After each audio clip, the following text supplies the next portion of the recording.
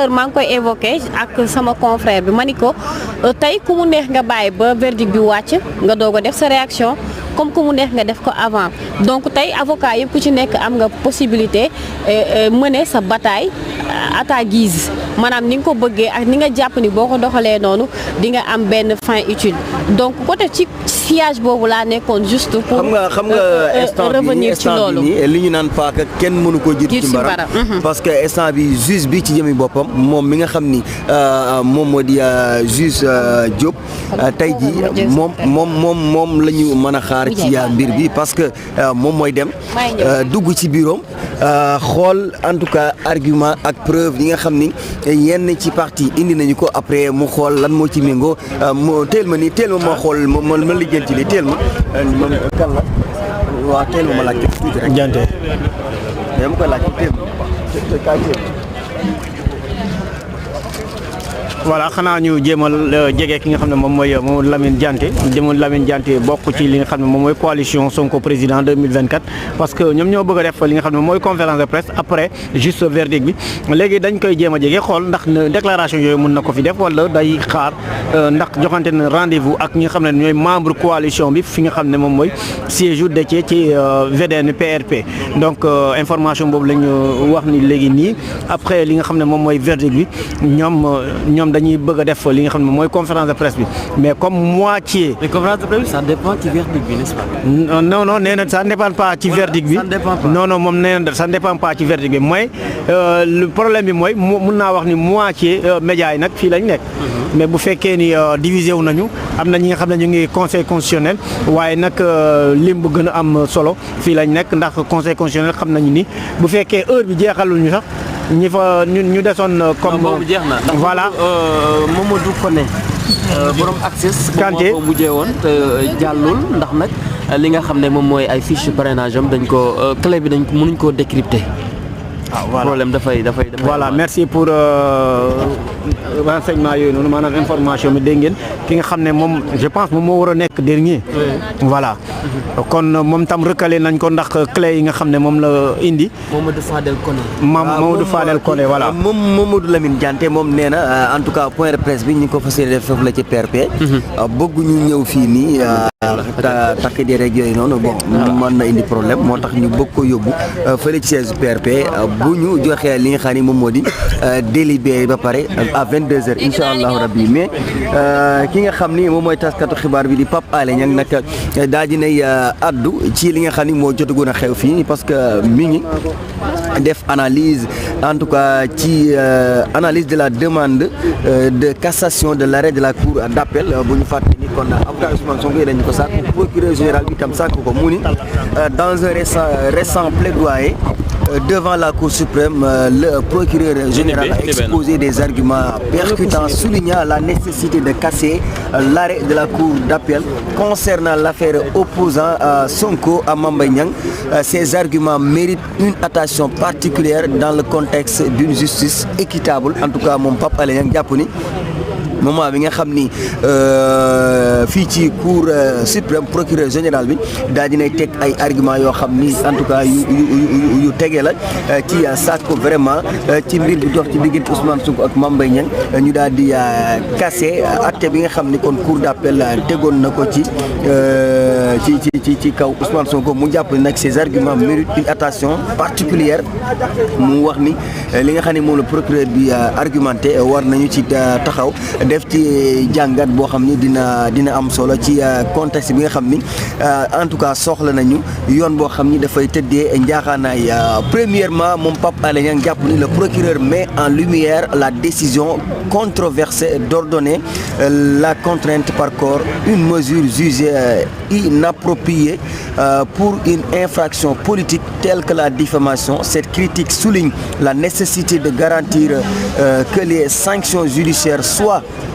proportionnées à la nature de l'infraction, évitant ainsi toute atteinte aux droits fondamentaux des accusés. moom mu jàpp ni Pape Alé Niang ni sànq ñi ngi ci wax ki nga xam ni moom moo di maître Ciré Clédor Ly itam ñëw na ci parce que li nga xam ni moom moo jëm ci mbirum le fait que ñu ordonner la contrainte par corps alors que mu nekk une mesure jugée inappropriée pour une infraction politique loolu en tout cas la ko procureur bi jàppee loolu dafa jàpp ni dafay dugg ci li nga xam ni mën na nërmeel mën na nasaxal en tout cas atte bi nga xam ni atte woon nañu ko fële nga xam ni moom moo di ca diwaanu cour d'appel bi nga xam ni fa la ñu àtte woon kii di Ousmane Sonko. Deuxièmement mu ni le procureur soulève une question cruciale concernant le caractère contradictoire de la procédure. En déplorant l'absence de justification du juge de la cour d'appel, il renforce la légitimité du recours des avocats d'Ousmane Sonko, le respect des principes de justice, notamment la possibilité pour les parties de présenter leurs arguments de manière équitable est essentielle pour assurer la confiance du public dans le système judiciaire. ci ñaareelu poñ bi nag en tout cas li nga xam ni moom la ñu soulever mu concerner le caractère contradictoire de la procédure bu loolu itam ki nga xam ne moo di maître Ciré Clédor Ly ñëw na ci sax ci anam goo xam ni moom moo gën a leer en déplorant l'absence de justification du juge de la cour d'appel. Il renforce la légitimité du recours des avocats de Ousmane Sonko maanaam le fait que cour d'appel bi daa di bañ a justifier en tout cas boobu la mbir loolee dafay gën a dëgëral recours bi nga xam ni avocats yi Ousmane Sonko yi dugal nañu ko mu ni le respect des principes de justice, notamment la possibilité pour les parties de présenter leurs arguments de manière équitable est essentielle pour assurer la confiance du public dans le système judiciaire. Loolu itam nekk partie bu am solo ci li mu jàpp ci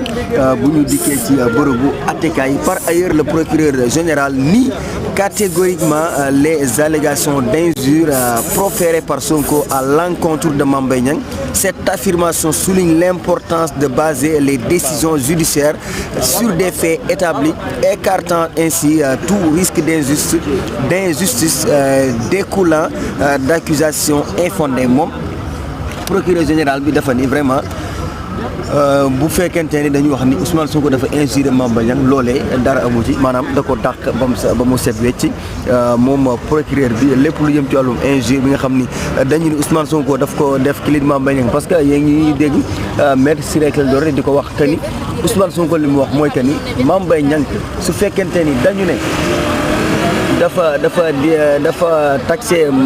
Ousmane Sonko dafa taxé Mame Mbaye Niang de menteur loolee du dëgg parce que Ousmane Sonko li mu wax mooy que ni kii di Mame Mbaye Niang su fekkente ni dafa ni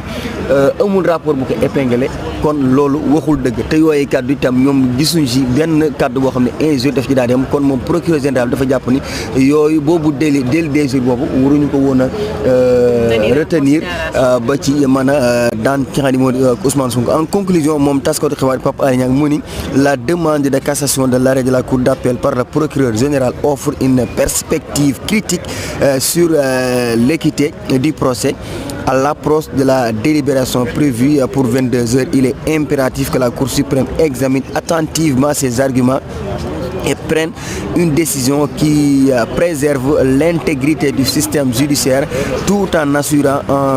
une justice équitable pour toutes les parties impliquées. Noonu la ko daanele moom mi nga xam ni moom moo di Pape Alé Niang mu jàpp nag le fait que en tout cas la demande de cassation de l'arrêt bi nga xam ni fële ca cour d'appel la tukki woon par le procureur général loolu nag dafay daal di jox benn perspective boo xam ni dina daal di critique loolu sur l'équité du procès ba tax délibéré bi nga xam ni jàpp nañu ko ni ki 22 heures tey jii nii loolee il est impératif que la Cour suprême examine attentivement ces arguments et prenne une décision boo xam ni dina daal di mën a préserver l'intégrité du système judiciaire tout en assurant une justice équitable pour toutes les parties impliquées. Loolu la daal di daanele moom mi nga xam ni moom moo di loolu leer na mu wax ni instant bi nii kon puisque 22 heures la ñu mën a joxe li nga xam ni moom moo di délibéré bi argument yi nga xam ne procureur général bi joxe na ko juge bi war na ko déglu attentivement bu mën a jël dogal goo xam ni non seulement dina mën a indi jàmm ak dal ci biir